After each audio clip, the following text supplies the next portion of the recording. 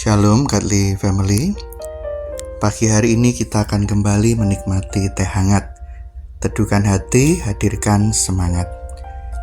Firman Tuhan kita akan baca dari Matius 6 ayat 19 sampai ayat yang ke-21. Kemudian akan kita lanjutkan pada ayat yang ke-24.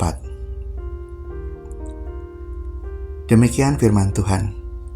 Janganlah kamu mengumpulkan harta di bumi. Di bumi ngengat dan karat merusakkannya, dan pencuri membongkar serta mencurinya. Tetapi kumpulkanlah bagimu harta di surga.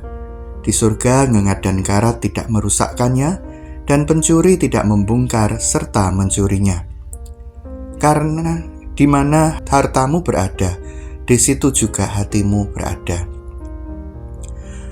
Tak seorang pun dapat mengabdi kepada dua tuan, karena jika demikian, ia akan membenci yang seorang dan mengasihi yang lain, atau ia akan setia kepada yang seorang dan tidak mengindahkan yang lain. Kamu tidak dapat mengabdi kepada Allah dan kepada Mammon. Ada yang mengatakan demikian.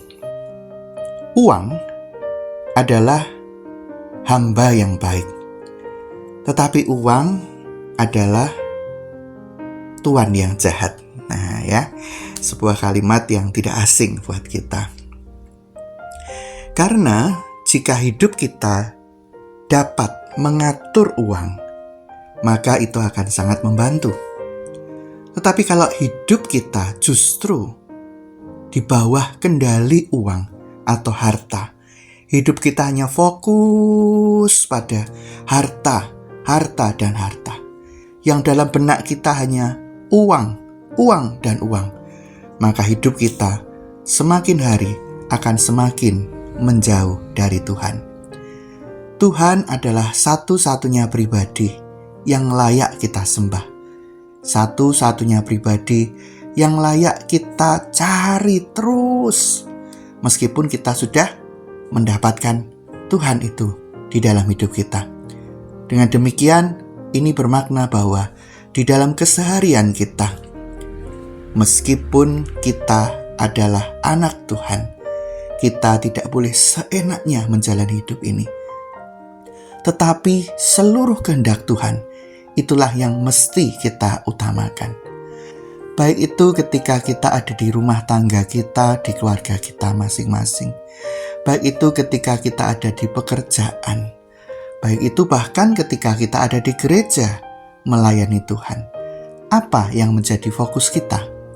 Apakah fokus kita adalah menyenangkan hati Tuhan, Sang Tuhan kita, sebab kita adalah hamba-Nya?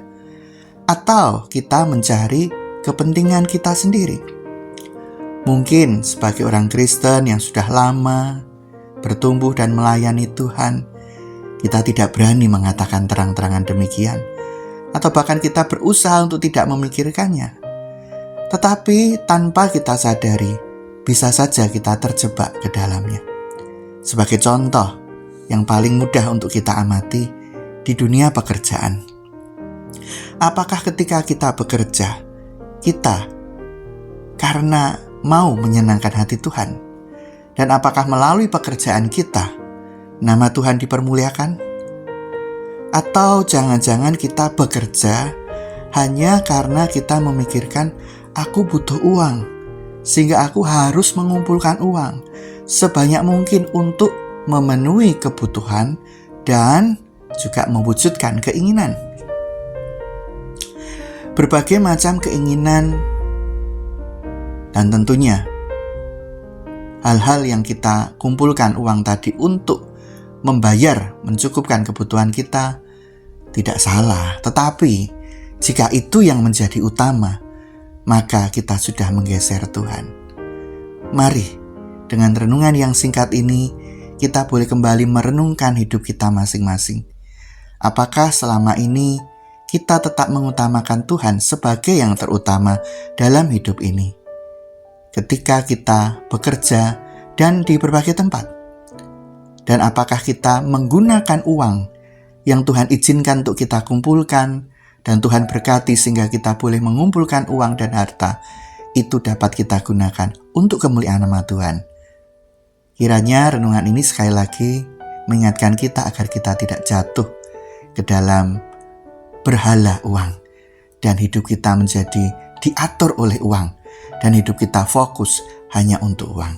Kiranya Tuhan memberkati kita. Amin.